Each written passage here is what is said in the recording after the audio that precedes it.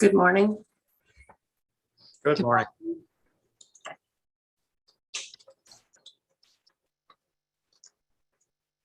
All right, good morning, everyone. Welcome to the February 1st, 2022 Complaint Review Committee for the Arizona State Board of Pharmacy. My name is Lori Walmsley, and I'll call this meeting to order. Dr. Gandhi, if you can take roll call and declaration of conflicts of interest, please. Certainly, Madam Chair. Ms. Walmsley. Present, I've submitted my recusal. Okay. Mr. Leyva. President, I submitted my recusals as well. It's 4AA and 4U. All right, Ms. Nair. Kristen. I see you, but I can't hear you, Kristen. Looks like she's having audio problems. I'll text her here a little bit. Mr. Minkus. Hear none. All right. Madam Chair, just give me 1 second. Sure.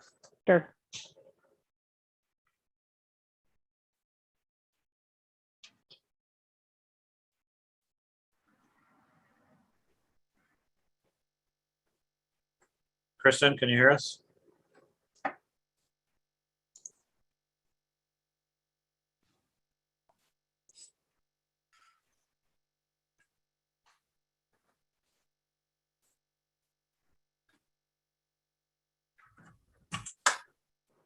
She's going to call in.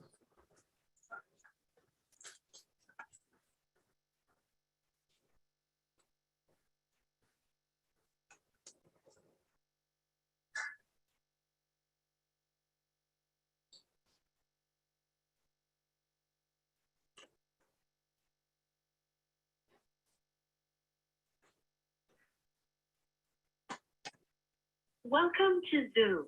Enter your meeting ID followed by pound. Kristen, I think we can hear you now. You have not entered any numbers. Please re-enter. Kristen, can you hear us? You entered 7565234 6. This meeting ID does not exist. Please re-enter your meeting ID followed by pound. So you can hear me now? Yeah, we Yeah, can. we can hear you. I can't hear you.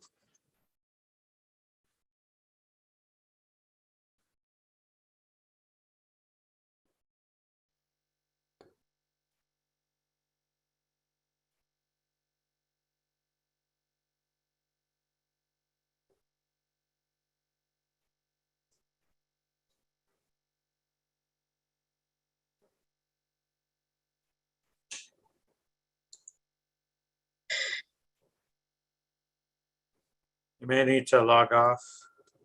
Oh, I can't. I'm talking to myself.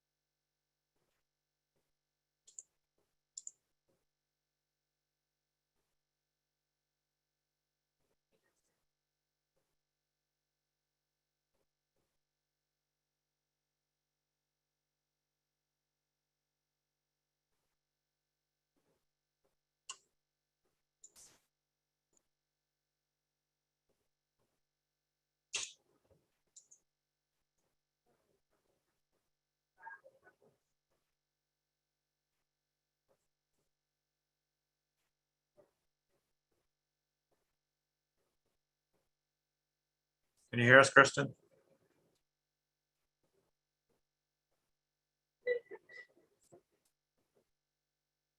Kristen, testing. I can hear you. All right, perfect. So all accounted for, Madam Chair. Any conflicts, Ms. Nair? No. All right, terrific. Welcome, Kristen. First item up on the agenda is item 4A, complaint number 21-0524. A nurse contracted to provide immunizations for a pharmacy chain alleged that the pharmacy scanned an incorrect QR code to record lot numbers and expiration dates for the vaccine. She also alleged that the pharmacist forged patient signatures on the electronic record.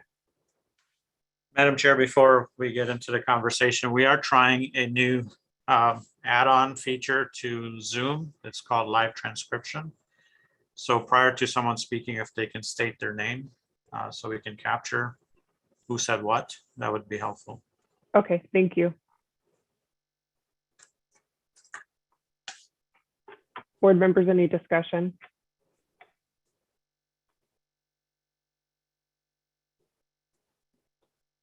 Madam Chair, this is Joe Leba. When I look at this one, there's appears to be some bad information that, according to the statements that the contracted nurse did have, and one would be that the scanning of that led into the filling in the lot number and expiration date, and that's not what the PIC responded with. It's to identify the right NDC. So I think that one's out the window. The next one would be, let's see, the forging of the signatures. And it has been common practice in industry with pin pads, et cetera, for the staff to write COVID, not signing their names, but to write COVID. And that has been sufficient with a lot of, I guess, agencies or regulatory. So I think that one should be thrown out as well, because I don't think there was any intent on forgery. Thank you, Dr. Leba. This is Lori. Any recommendations on how we address this complaint? Ms. Walmsley, this is Sharon Richardson. If I could just add something. If you've had a chance to review the entire thing, and I agree with Joe, I didn't see any issues with those issues, but there were some other things that I found that were happening with that record keeping with the nurse. So I don't know if you've had a chance to review that, but there are some additional issues there that might be of more concern. Thank you, Ms. Richardson. Madam Chair. Yes. This is Joe. And to that point, though, the one thing that I still, with this firm, that I still can't see, and maybe I'm wrong, but I still can't see that there is a definite recording of administrator versus billing of the person billing through NPI.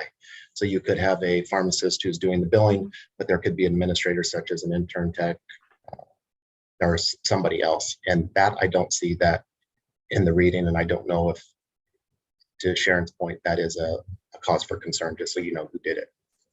And Lori. Joe, they do act, this is Sharon, they do actually have separate, there's an ordering prescriber, which would be the pharmacist, but in the computer, there is an administration record that records who actually administered it.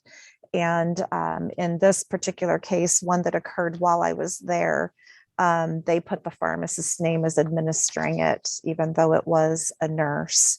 And again, they had in one situation putting the pharmacist ordering it who wasn't even on duty that day.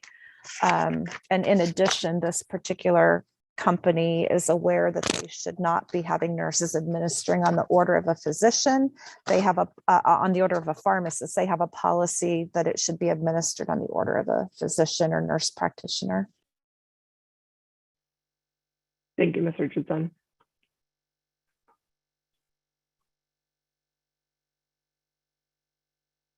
Board members, my thought is this seems like a record keeping issue at this point in time.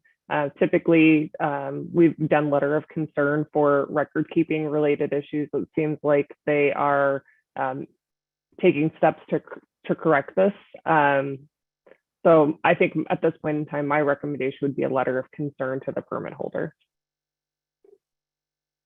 for record keeping specifically. This is Lori. I support that. Any additional discussion, board members?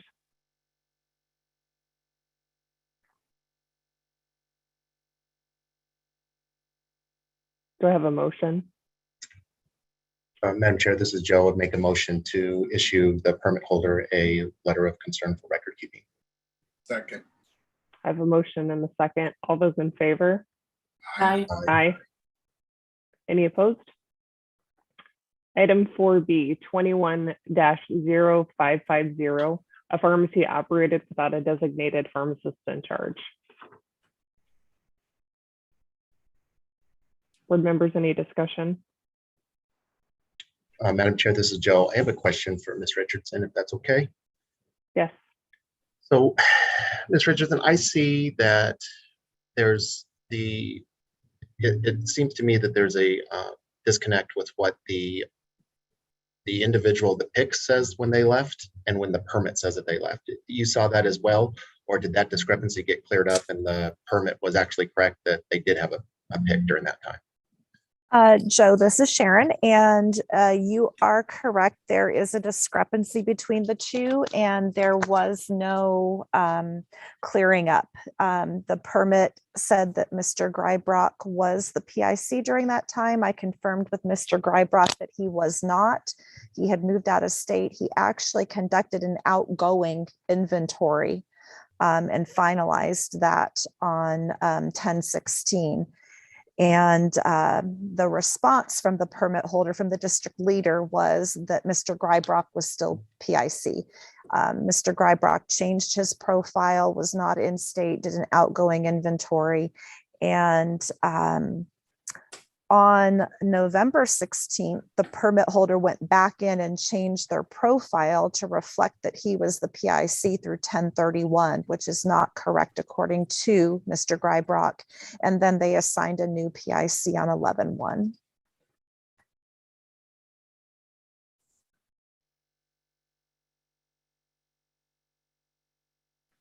Thank you for the clarification, Ms. Richardson.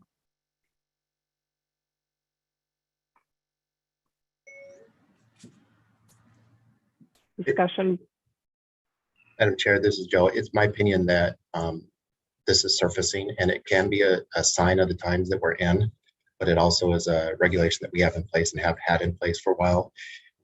It might mean that we need to look at that, about what's reasonable and what's not. But at the time being right today, I would say a non-disciplinary letter of concern to the permit to send the message that they do have to name a PIC immediately. This is Lori. I could support that. That'd Board be a mo- members, go ahead. That would be a motion. So motion from Mr. Leba to issue a non-disciplinary letter of concern to the permit. Second. I have a motion and a second. Any further discussion? All those in favor? Aye. Aye. Any opposed? Kristen, if you could take item 4C, please. Yes. This is the pharmacy's air conditioning stopped working and the pharmacy continued to operate under cooling units. They measured temperatures around 86 degrees. So we have, want to start off the discussion. Looks like they did dispose of the medication per Ms. Dodge's request.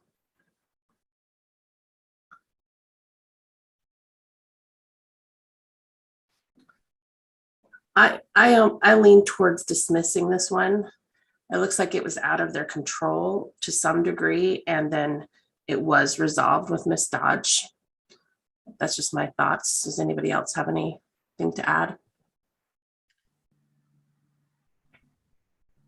Ms. Snared, this is Joe. I kind of agree with you, and here's the reason why. I mean, it did, the temperature did deviate from USP. However, they had steps in place to try to prevent that from happening. And when you're in Arizona and the air goes out and you still need to serve the public, you need to try to do everything you can to do it safely. And they had portable units in there. The portable units failed at one point. The excursions, as we know it, are not as high as some of the excursions are with shipping product in Arizona. To my knowledge, they sent the product back outside of being urged to do that. And I would agree with you. I feel it's unfortunate. A lot took place. There's no harm caused here, and I think it should be a dismissal as well. If the actions were less on the permit holder, I would say maybe something different, but that's not what I'm seeing. Right, I'll make that my motion to dismiss. This is Kristen Snare. A second. All those in favor? Aye. Aye. Any opposed? Thank you, Ms. Nair. Item 4D, complaint number 21-0512. The patient received the incorrect strength of a medication. Board members, any discussion?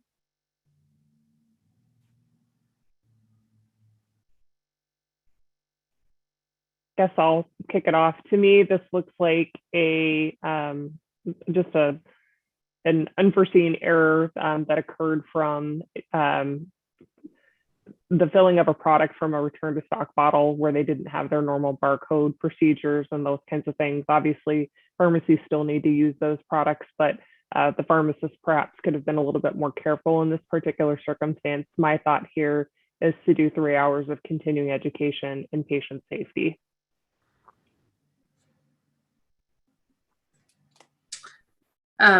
Just to clarify, the filling pharmacist was the pick.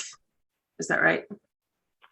Yeah, that's how I read it. The filling pharmacist was the verifying pharmacist, which Okay.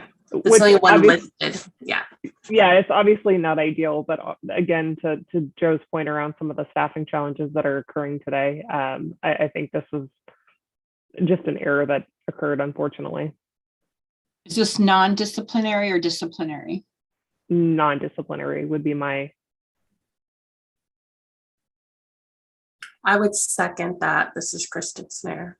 And this is Seth, just for clarification, standard 90 days compliance.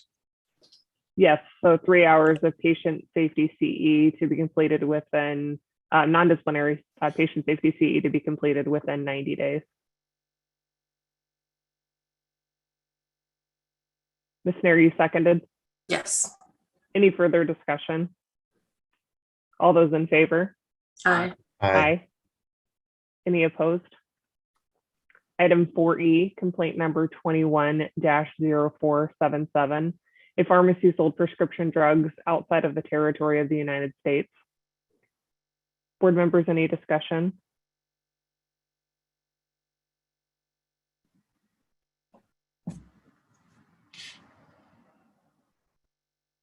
Jared, this is Joe. In my notes, there's just some things in here that I would like to hear more about in front of the board. I have a conference on this one. That's what I have too. This is Lori, I agree. I'll make that my motion. Do I have a second? Kristen Snare, I second. So I have a motion and a second for a conference. All those in favor? Aye. Aye. Any opposed? Kristen, if you could take item 4F, please. Sure. Prescription input and dispensed using incorrect prescriber information.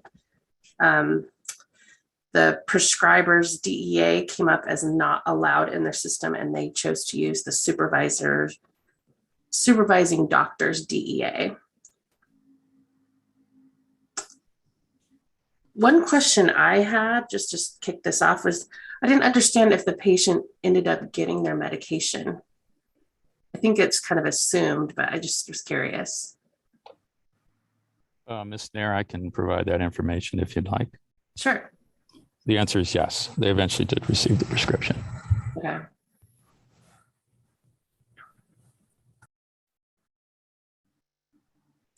Any thoughts on how we want to handle this?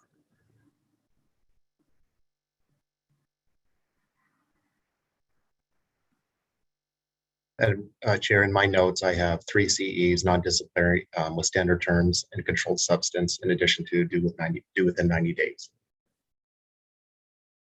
Kristen Snare, I second that. All those in favor?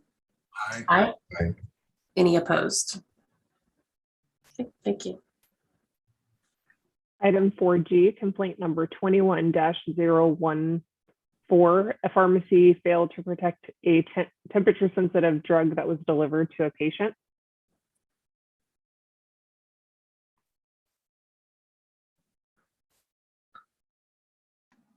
It does look like they've done some fixing in their process.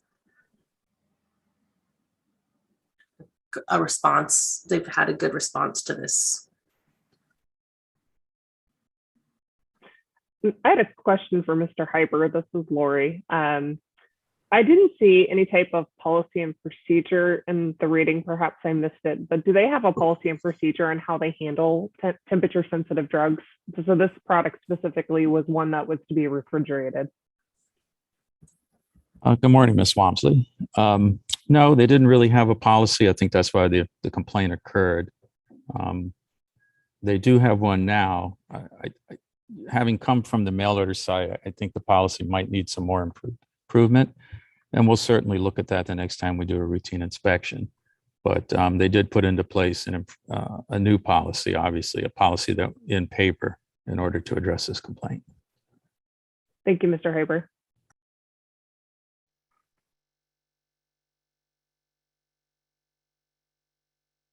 Board members, any additional discussion on this one? I was thinking a letter of concern. That's where my head was at on this. Second. Would that be to the permit holder, Kristen? Yes, to the permit holder. This Kristen Snare, my motion is a letter of concern to the permit holder. Second. Motion by Ms. Snare, second by Mr. Minkus. All those in favor? Aye. Aye. Any opposed? Hearing none. Ms. Snare, if you could take the next three items, items 4H through 4J, please. Sure. Complaint 21-0507. Patient got someone else's medications and there was no counseling. They were supposed to be picking up tramadol and prednisone, got tramadol and Flovent, and it belonged to someone else.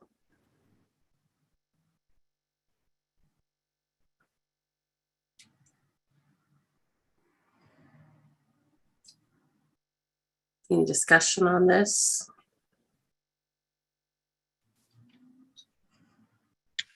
Madam Chair, in my notes, I have for the technician involved 3 CE with standard terms, honoring what has been done, if she can prove that. And then for the non-disciplinary counseling for the verifying pharmacist, that because there was that chance to interact at that point and see that. But if I remember counseling, there was no documentation of counseling provided or declined. Mm-hmm. So that's what I have. And I would make that in motions, 3 CEs for Martinez, honoring what has been done, patient safety, and then for the verifying pharmacist or the counseling pharmacist, a non-disciplinary letter of concern for consultation. I'll second that, the Kristen Snare. All those in favor? Aye. Aye. Aye. Any opposed? Okay. 4I, complaint number 21-0561. Patient states that she was administered the incorrect COVID-19 immunization.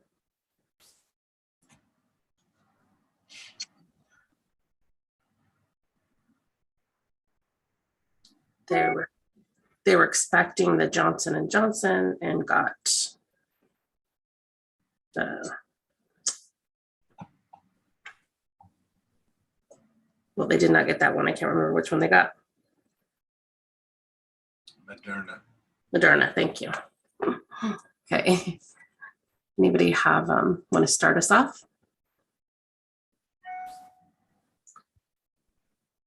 Any discussion or motions? I think 3 CE and patient safety with standard terms is appropriate. And that is for, okay. Second. Was that for the pharmacist? Yeah, I think the only person named, well, I guess the permit holder is too, but for the pharmacist who did the injection. Right. So we have a first by Mr. Leba, a second by Mr. Minkus. All those in favor? Aye. Any opposed? Okay. 4J, complaint number 21-0532. A veterinarian filed a complaint because a pharmacy declined to fill a legend prescription without a DEA number.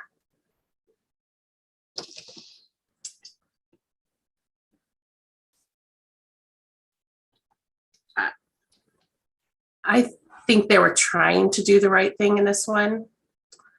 I was either thinking to dismiss or possibly do a letter of concern, but anybody have any thoughts?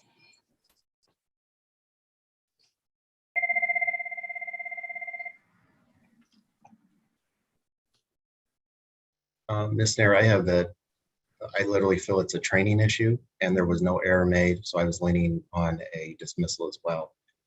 Yeah, I would support that. Do you want to make that your motion, Mr. Leyba? Yes. Kristen Snare, I will second that. All those in favor? Aye. Aye. Any opposed? Okay, thank you. Thank you, Ms. Snare. Item 4K, complaint number 21-0505. Board staff received a notification from the Virginia Board of Pharmacy regarding the revocation of a permit and a monetary fine.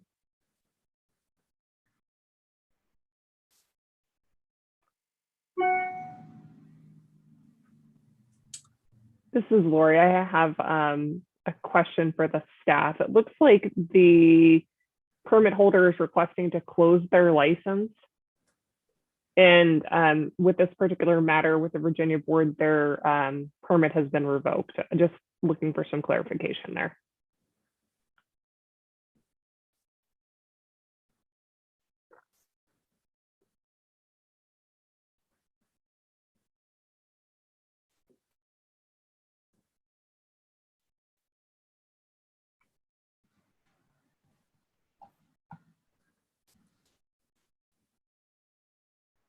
Lori, I read the same thing, Joe, that they're trying to close as well. And my question is, what are the options now? Is allowing it to close enough, or do we need to tie something of concern to the permit?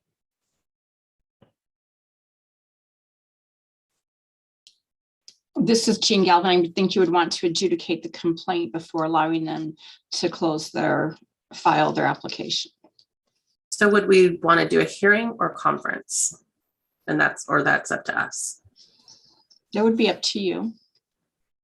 I was leaning more towards a $250 fine, and then allowing them to close the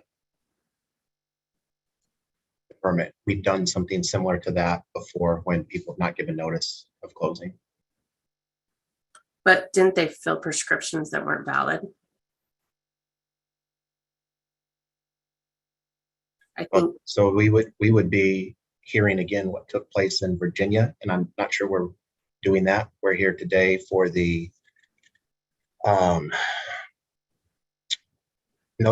notification of what took place and then them wanting to close. So I'm not in favor of retrying what they did in Virginia, but I am in favor that they didn't allowing them close after they pay the penalty.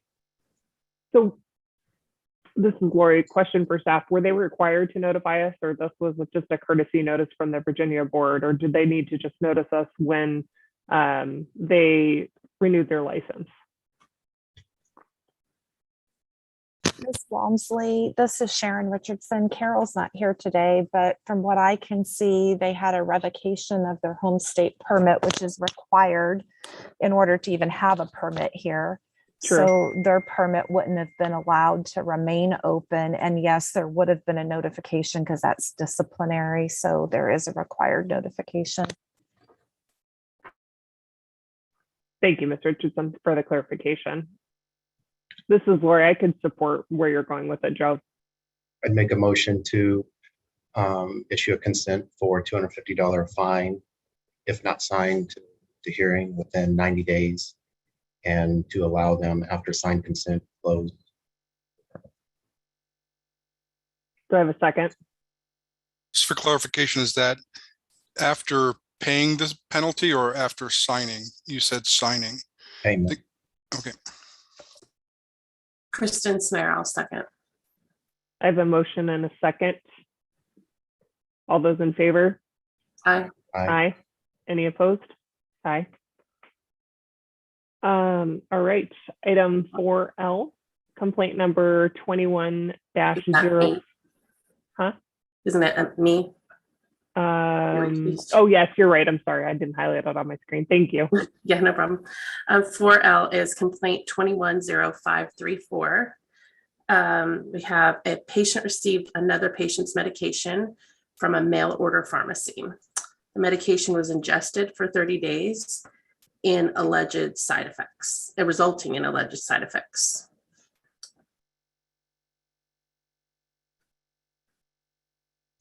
So it looks like in this case, an unlicensed person didn't follow the scanning procedure that was in place, and the wrong patient got the wrong drug.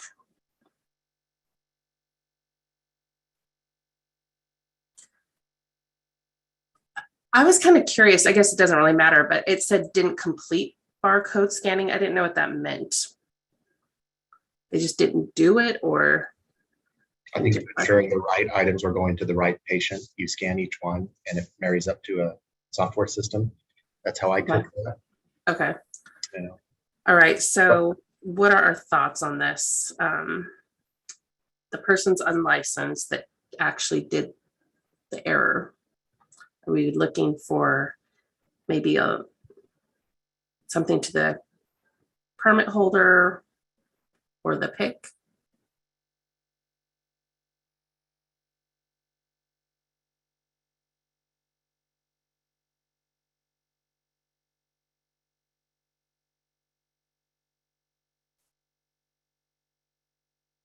Any thoughts on that? I don't necessarily think it's the PIC's fault unless we can point out a deficiency or a failure to train, lack of policy. I think that was there. Right. So I don't necessarily think the PIC needs to be disciplined on it.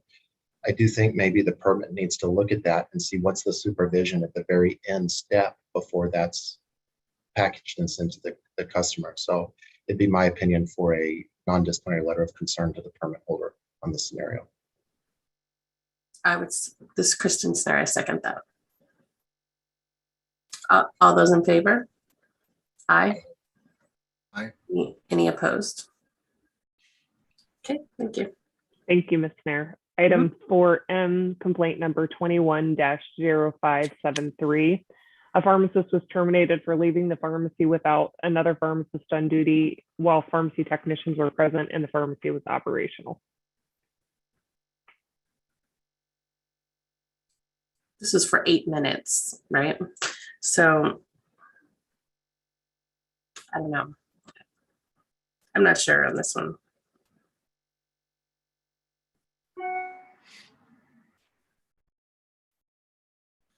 Ms. Walmsley, this is Sharon Richardson. If I could just interject there, something to keep in mind is our rules specifically state that in a hospital, they can only leave the pharmacy unattended to perform clinical duties, not to go out and wait for their ride. Wouldn't fall under that. But in addition, when the pharmacist does leave a pharmacy unattended, even for clinical duties, the C2s have to be secured. And in this situation, the technicians were present in the pharmacy and still had access to the C2s. Thank you, Ms. Richardson.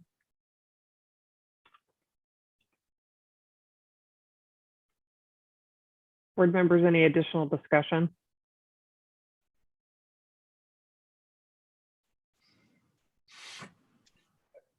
Madam Chair, I feel like it is that the pharmacist who left really knew better, in my opinion. It should have, even though it was 8 minutes, it was 8 minutes. So that's where I'm hanging up, not on the permit, not on the organization, but on pharmacists who did that. That's where the breakdown was. 8 minutes. I mean, why couldn't you just wait 8 minutes and then leave the way you should? So my notes here, because of the hospital involvement, I have either full board review or a disciplinary letter of concern to Joseph, the pharmacist named. Do we have a disciplinary letter? A non-disciplinary letter of concern. Oh, none. Okay. Yeah, yes. I feel like that sends the message to all of them, and the permit reacted appropriately the individual as well, in my opinion. And I think that the technicians, this is Lori, did a good job. I mean, they self-censored and didn't do any work while the pharmacist wasn't present and reported it. So I don't feel like that there's any issues with the permit holder. This pharmacist that, to your point, acted inappropriately and seemed to do so knowingly. So I can support that, a letter of concern for the pharmacist Buchanan. That'd be my motion. Do I have a second? This is Kristen Snare. I'll second. All those in favor? Aye. Aye. Any opposed? Item 4N, complaint number 21-0540. The pharmacy owner was indicted for healthcare fraud. Upon visiting the pharmacy to investigate, it was discovered that the pharmacy was no longer there. The individuals present were not aware of a pharmacy previously existing at that location. My thought is that we need a hearing on this. If we could, or if we could take, I don't think we could take action yet, right? Can we just close them down? Do we need legal advice, Ms. Nair? Sure, that sounds good. I will make a motion for legal advice. Kristen Snare. An executive session. Do I have a second? Executive session, yes. I'll second the motion. All those in favor? Aye. Aye. Aye. Any opposed?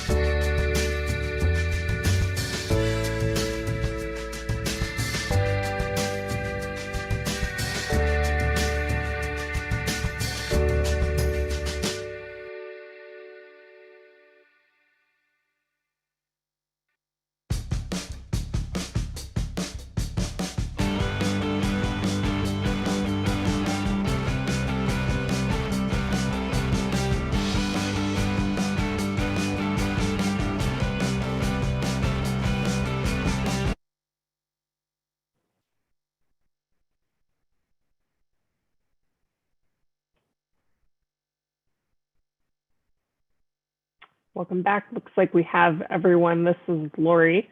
After receiving legal advice in executive session, any further discussion, or do I have the thoughts on the start of a motion?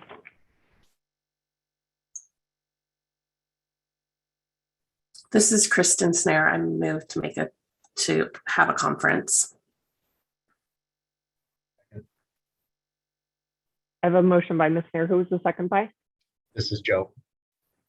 And a second by Mr. Leba for a conference. All those in favor? Aye. Aye. Any opposed? All right, item 4O, complaint number 21-0565.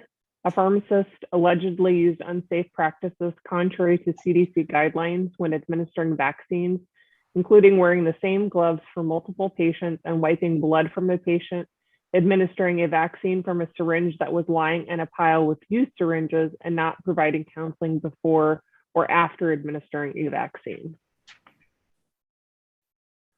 I feel like a conference would be appropriate. I kind of want to know more about this situation and their practices. I agree.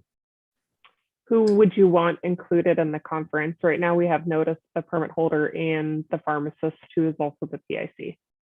I would say both. Someone representing the permit and the PIC.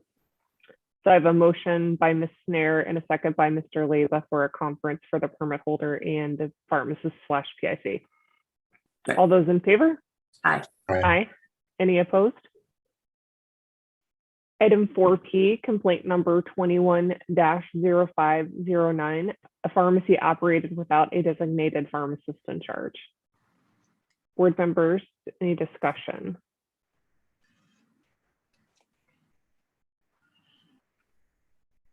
Do we have like a usual amount that we fine, or do we typically do a letter if they have a no pick for 2 weeks? This is Lori. We made a motion earlier in this meeting for a letter of concern for a similar issue.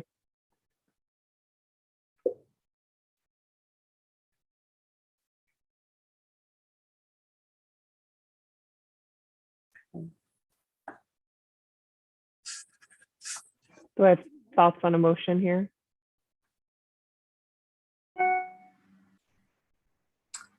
This is Kristen Snare. A letter of concern to the permit holder. Is that your motion? Yes. Do I have a second? I have a motion by Ms. Snare and a second by Mr. Minkus. All those in favor? Aye. Aye. Any opposed? Kristen, if you could take item 4Q, please. Sure can. 4Q complaint 21-0513. Patient reported that she only received 30 tablets of a C2 medication when she was supposed to receive 60. Any thoughts on this? My thought is that it was tough to wade through the evidence that actually existed, but it does look like it was resolved and the patient got the medication. I was leaning towards dismiss.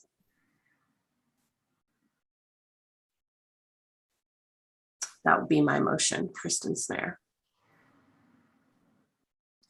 Anybody else have any thoughts or a second?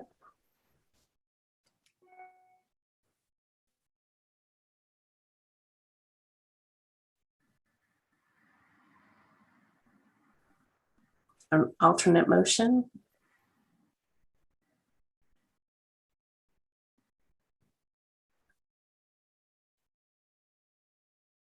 Mr. Would you repeat your thought? Yeah, my thought was to dismiss. It looks like they resolved it, and there was a little bit of question about the evidence of what took place exactly, but I see it as taken care of, and I would say to dismiss. There's no patient harm. They unintentionally overfilled it, likely, and then patient was put back on track, it looks like to me. I can support that.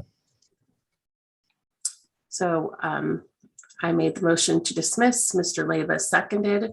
All those in favor? Aye. Any opposed? Okay, thank you.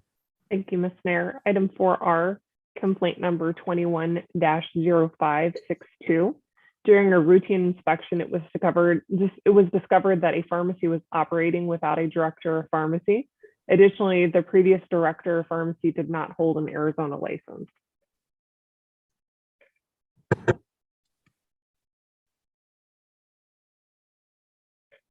Yeah, I think I read that she had 7 months at the job and she was told to get it within 90 days to be licensed in Arizona.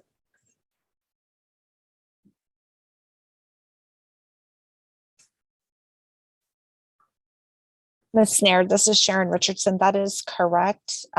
This director worked for that length of time, and the permit holder told them they had 90 days, which is contrary to Arizona rule. Every director must be licensed in Arizona. Ms. Richardson, good question for you. What is your opinion on why we're seeing these? We haven't seen these in hospitals for quite some time, and it seems there's a few of these popping up. Is there a clear up that we need to do as a board to hospitals, or what is your opinion? I'm just curious. Mr. Leyva, I think part of the issue is a lot of times the PIC and pharmacy experts or subject matter experts aren't involved in this process, and you'll have HR departments or medical directors that are doing this hiring process. Now, obviously, the PIC is required to make sure everybody that works in their pharmacy has a license on file, but I think the PICs are kind of assuming that the director is licensed and isn't really diving into that because it's being handled more at a leadership level.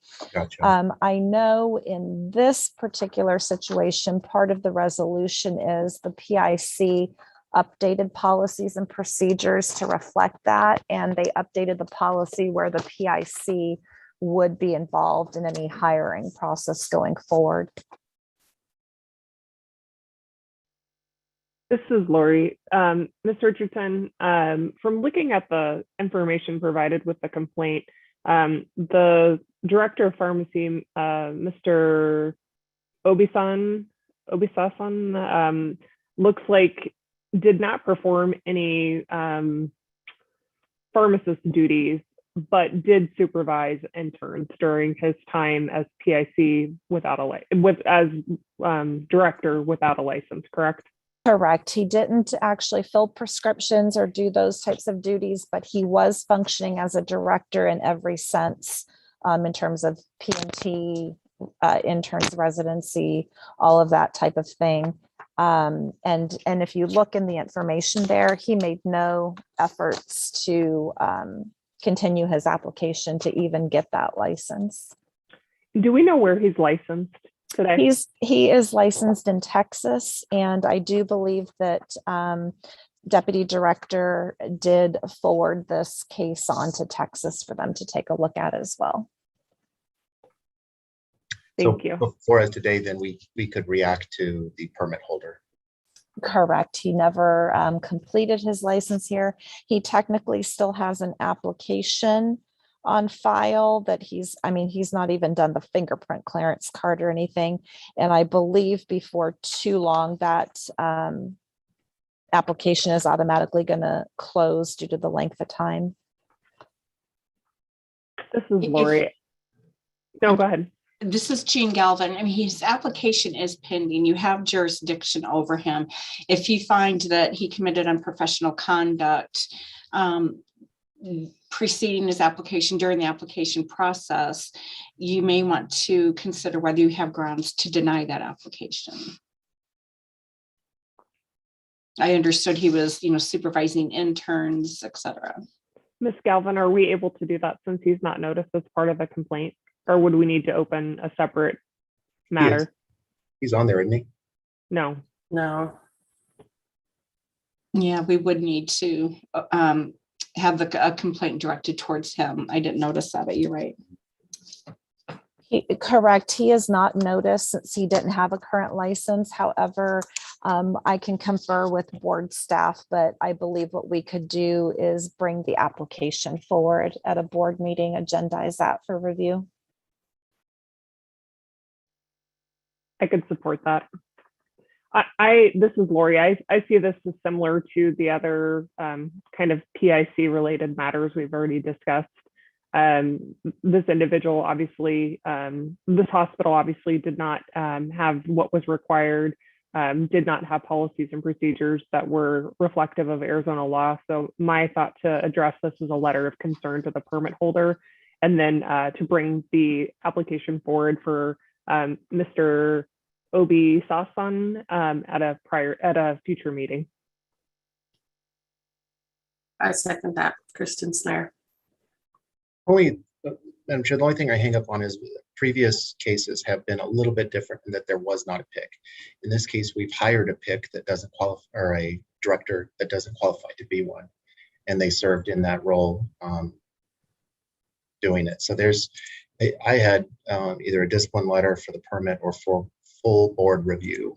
And I think there's a rash of these that's a little bit different in that people are hiring outside of their expertise, and we're seeing a few of these come through.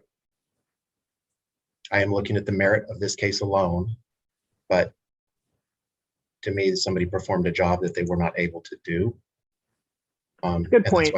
That's why I have discipline letter or full board review in my recommendation. That's a good point. That's a good differentiating factor. It wasn't just that they didn't meet the requirements of licensure. They also allowed somebody to perform functions that they weren't appropriately licensed to do.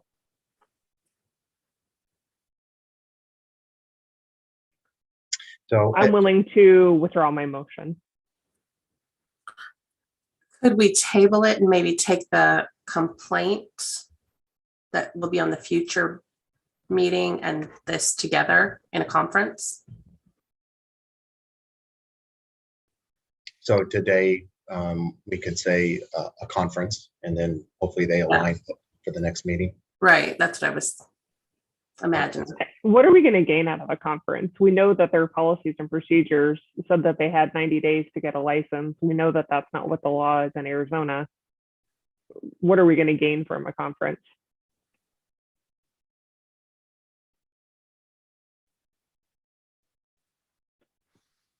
It's a good point. I was just thinking that maybe that would give them a chance to update their policies or for us to review their policies. Ms. Snare, this is Sharon Richardson. They've already updated their policies and provided those to me. So their policies are adequate now. They don't have the 90-day, and they're also involving the PIC in the hiring process. I think I'm leaning towards a disciplinary letter for the permit. Is that your motion? If there's no further discussion, that's what I think. Do I have a second? Do we have a letter that's disciplinary? I just wanted to double check. Okay, we do. Okay. I will second. This is Kristen Snare. I have a motion and a second. All those in favor? Aye. Aye. Any opposed? Item 4S, if you could take that one, Ms. Snare, please. Yeah. Wait 1 second here. Okay. This is complaint 210395. Licensee allegedly created prescription records using another licensee's credentials to process prescriptions for herself and her husband. So it looks like this one person was off the clock, came in and processed a flu vaccine for herself and for her husband.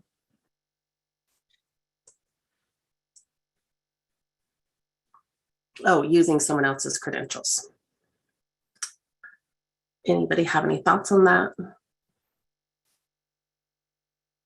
Or a motion?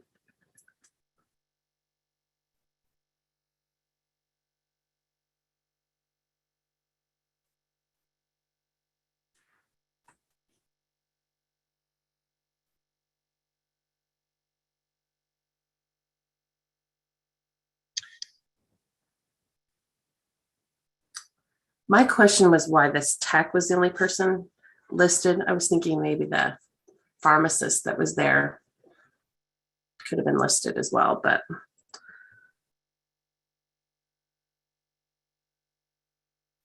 This notification came from this is Jennifer. This notification came from the permit holder, specifically regarding the technician. thank you.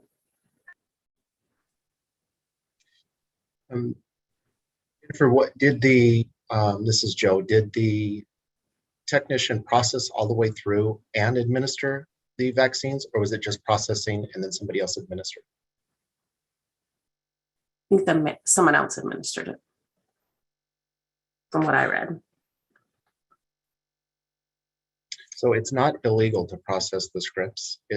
What's the illegal part is a security breach with using somebody else's credentials and I don't know how I phrased that, but I'm thinking the permit did tell her to leave, if I recall, and she, yeah. So it'd be my opinion that the technician gets a letter of concern for what maybe board staff could help me with working under somebody's credentials, because the rest of the exchange is not unlawful, in my opinion. It's how it took place. So this is Sharon, and I did some investigation on this one as well. In terms of using somebody else's credentials, probably the violation that you could point to would be creating a fraudulent record. But I will point out that in our rules, there is a gap where we do not require documentation of who performed data entry. So this is more of a violation of their company policy, but you could point to creating a fraudulent record because it does show on their record that somebody else did this data entry, which is not true. Ms. Richardson, in your opinion, with that flow that I went through, would you agree that the breakdown here is, besides the company violations, being off the clock, et cetera, is that she used somebody else's initials, or is there another concern that you have on this? No, and I can let Jennifer speak to that as well, but I think that is the main concern. We don't have any rules that say that you can't type your own prescription. Now, it'd be different if she typed it and filled it and administered it and all of that, but we don't have any rule that says you can't perform data entry for your own prescription or for a family member, especially because a pharmacist is going to review it at any rate. And we don't have a rule that deals with, working off the clock and that type of thing. That would be a company issue. So yes, the only thing that I can see that you could point to in terms of that would be using someone else's credentials, and by doing that, creating a fraudulent record. Thank you. This is Jennifer. Excuse me, I don't mean to interrupt. This is Jennifer. And just for the record, this summary does state that that the respondent did not update her information with the board. As of December 20th, she has done so. So I just wanted that to be clear. And that's for employment information. Thank you. Madam Chair, I'd make a motion to issue the technician involved a letter of concern for record keeping and working under somebody else's initials. Kristen Snare, I second. All those in favor? Aye. Aye. Any opposed? Thank you, Ms. Snare. Item 4T, complaint number 210450.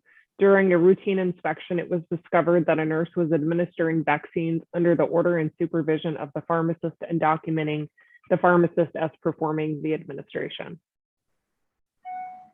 Discussion, board members.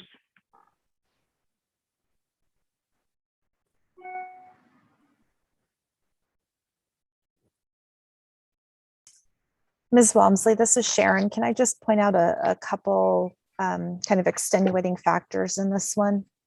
Yes, go ahead, Ms. Richardson. In addition to that, this nurse was, we've kind of been looking at PrEP Act and COVID and flu shots. This nurse was administering things other than those. In addition, she was in possession of the vaccine outside of the pharmacy. So the pharmacist had no way of knowing what was being pulled, what was being given. She had her supply that belonged to the pharmacy sitting outside of the pharmacy.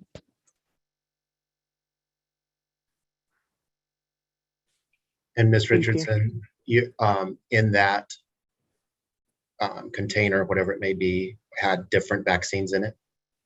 Yes, sir, it did.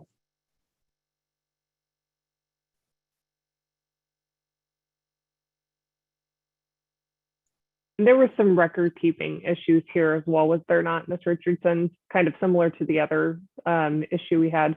Yes, in fact, she had reached over the counter and put a vaccine administration record in the pile while I was there, and I grabbed that particular one and looked it up. And not only was it being on the order of a pharmacist, not a practitioner with a prescription, it also listed the pharmacist as the administrator. Madam Chair, could I make a motion for executive session for legal counsel, legal advice? Kristen Do I have a Sarah, second? second. All those in favor? Aye. Aye. Any opposed?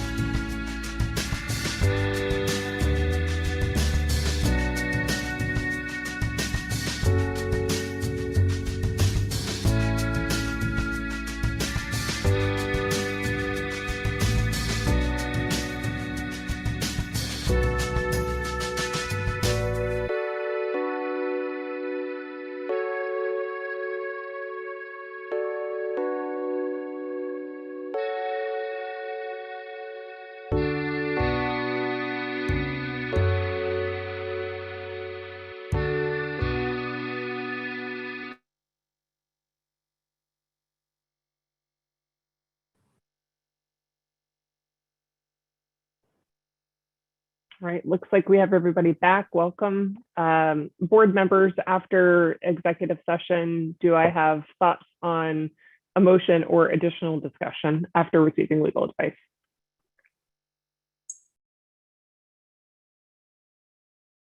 Kristen Snare, I make a motion for conference. I have a motion. Do I have a second? Second. I have a motion by Ms. Snare and a second by Mr. Minkus for a conference. All those in favor? Aye. Aye. Any opposed? Jackson, All right. Item for you, complaint number 21-0527, an anonymous complaint was received alleging possible fraud and or unethical practices.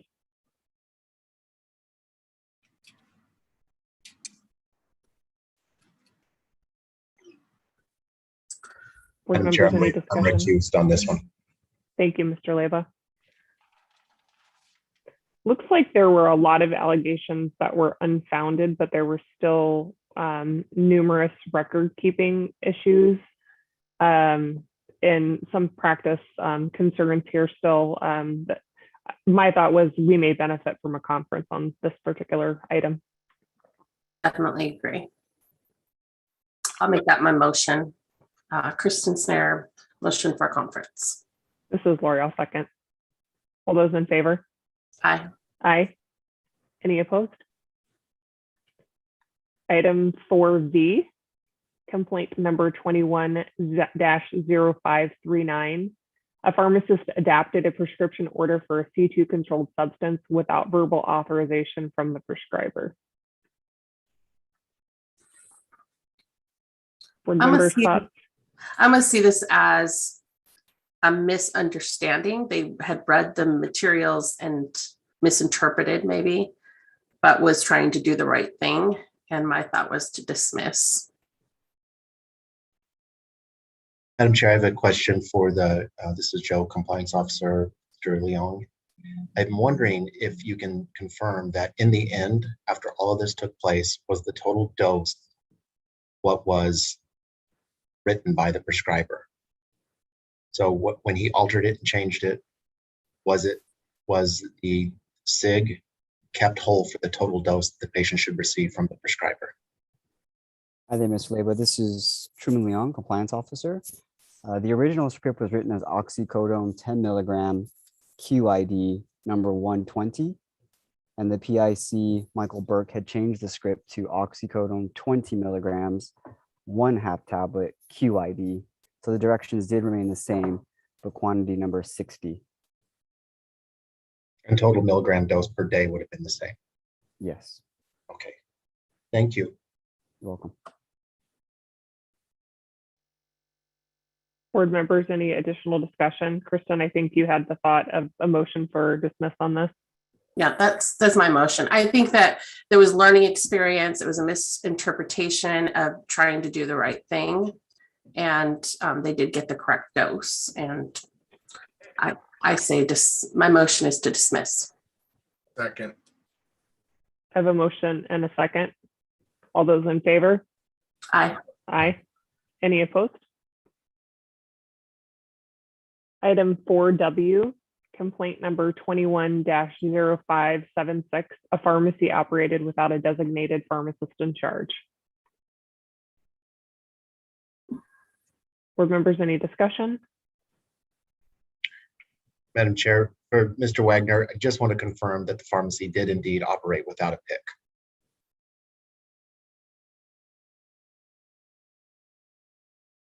And my question is for how long? I never could quite gather how long it was. I just wanted to confirm. Yes, they did operate without a PIC in place. I have to go back through my notes here. Give me a second.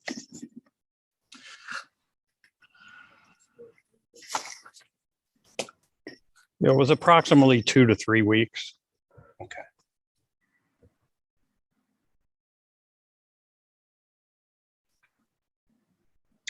And board staff, is the district leader licensed with us or no?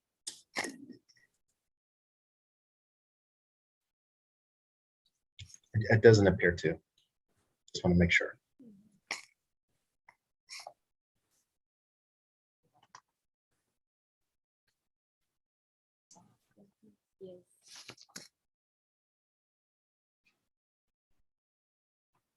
Just 1 second.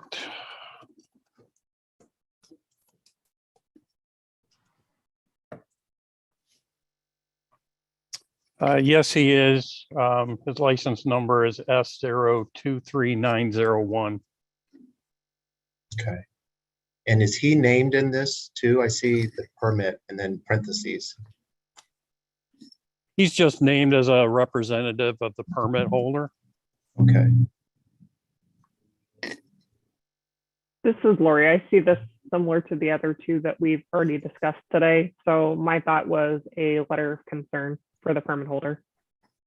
Second. If you're gonna make that your motion. Sure, I'll make that my motion. Second, Kristen Snare. I have a motion and a second. Any further discussion? All those in favor? Aye. Aye. Any opposed? For X, complaint number 21-0577, a pharmacy operated without a designated pharmacist in charge. It's the same situation, different store. Yes, it is. And in all fairness to Mr. Ellis, he was newly appointed to that role just prior to these complaints being filed. So I just want to make sure that you're aware of that. That makes me. Thank you. Thank you. My thought is a letter of concern to the permit holder on this one. This firm is receiving a number of these, so I'm sure that they will make the appropriate, take the appropriate actions to make sure that this doesn't continue to happen. A second, Kristen Snare. I have a motion and a second. All those in favor? Aye. Aye. Any opposed?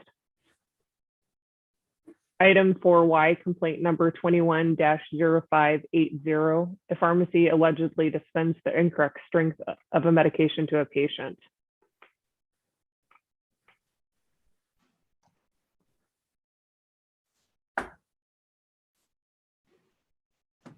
Board members, any discussion?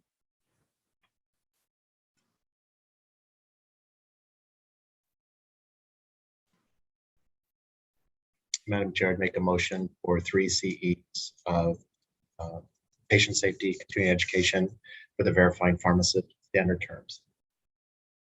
Second. Is that non-disciplinary? Yes.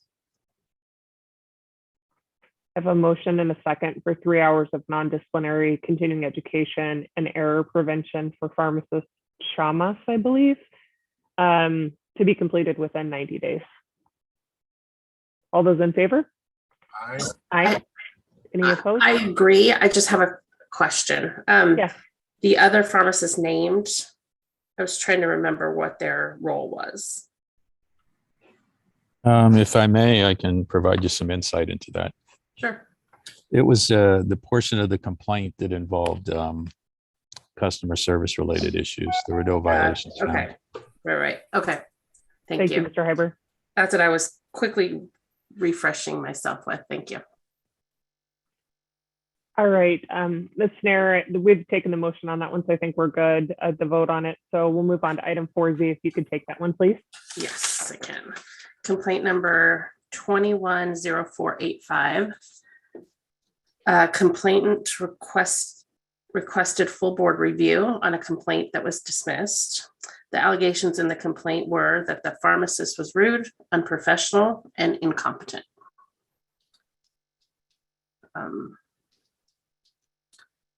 From my reading, the medication wasn't ready. The patient had a hyphenated last name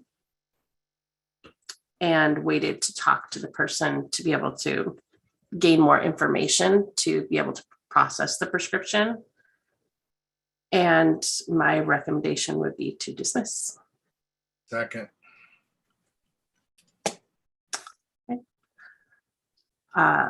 Then I made the motion, Kristen Snare, Mr. Minkus seconded. All those in favor? Aye. Any opposed? Thank you, Ms. Nair. Item 4AA, complaint number 21-0615. A pharmacy made data entry and verification errors resulting in a medication error. Madam Chair, and legal counsel, I recuse from this one only simply because it was mentioned that a transfer is done with Safeway. So I just throw that out there. Thank you, Mr. Leyva. I see this as a data entry error here. I think that the pharmacist could probably benefit from continuing education in medication errors. So my motion would be for 3 hours of continuing education and medication errors to be completed within 90 days, non-disciplinary. Second. And that would be for trying to determine which Heather pharmacist. Fuller. Truman, if you could help me, which are the two Fuller. pharmacists? Heather Fuller. Yes, hi, this is Truman Leong, compliance officer. The pharmacist in question that had verified it and pre-verified it was pharmacist Heather Fuller. Thank you. Thank you. I have a motion and a second. All those in favor? Aye. Aye. Any opposed? Item 4AB, complaint number 21-0535. A pharmacy employed an unlicensed director of pharmacy. A staff pharmacist left the pharmacy unattended with only a pharmacy technician trainee present. During that time, the unlicensed director of pharmacy and a nurse verified a prescription order, including a sterile compound made during the same time of a licensed that the licensed pharmacist was not present. I think I would like a conference on 4AB and AC. I was going to say the exact same thing, Ms. Nair. I think we would benefit hearing from them on both complaints. So I would second that if that's your motion for That's my a motion. conference. Yes. I have a motion and a second. Any further discussion? All those in favor? Aye. Aye. Any opposed? Item 4AB, complaint number 21-0535. A pharmacy, I'm sorry, that's the wrong one. AC. For AC 21-0571. No, we took that one, right, in the last one? I believe we need to call it specifically separately, Jean? No, I think you said both AB and AC. Okay. So I'm comfortable with that. Okay, thank you. Item 4AD, complaint number 21-0525.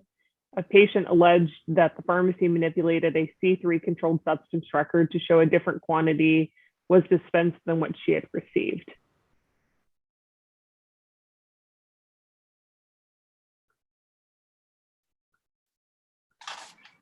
Board members' thoughts on this one?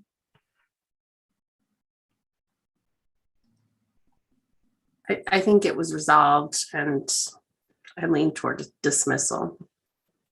And for the record, it was determined that there was no manipulation of a record. Right. My I motion agree. is to dismiss. So I have a second. Second. All those in favor? Aye. Aye. Any opposed? Item 4AE, complaint number 21-0679. A pharmacy neglected to provide a written notice to the board at least 14 days before discontinuing operations.